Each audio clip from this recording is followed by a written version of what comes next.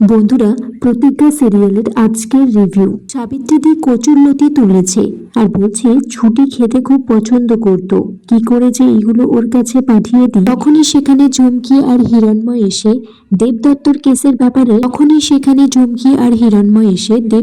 কেসের ব্যাপারে সাবিত্রীকে জেরা করতে থাকে। সাবিত্রী তখন ছুটিকে ফোন করে ব্যাপারটা জানায়। সাবিত্রী হিরণ্ময়কে বলে যে আশ্রয় বাড়িতে যত রকম খারাপ খারাপ কাজ হতো সব ঝুমকি করত।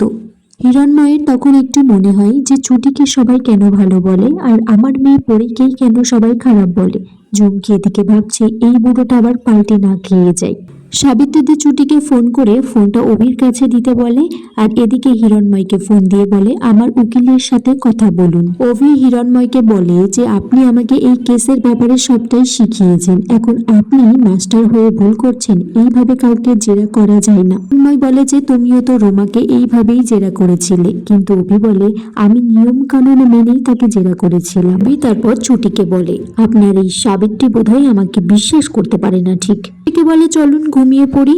তারপর ভাবছে একসাথে বিছানায় শুলে আবার হয়তো ছুটি গায়ের উপরে উঠে আসবে। অভি বলে যে আমার এই কেসটা নিয়ে একটু পড়াশোনা করার দরকার আছে, আমি নিচের ঘরে যাচ্ছি।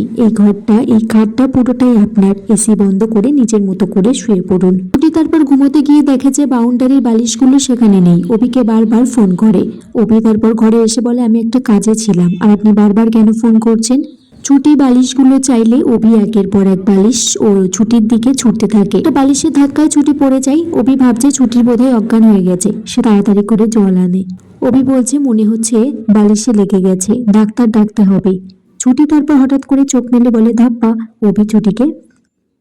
অভি তারপর ছুটিকে নিচে ফেলে দেয়, বলে আপনার মতো মেয়েকে ফেলাই উচিত।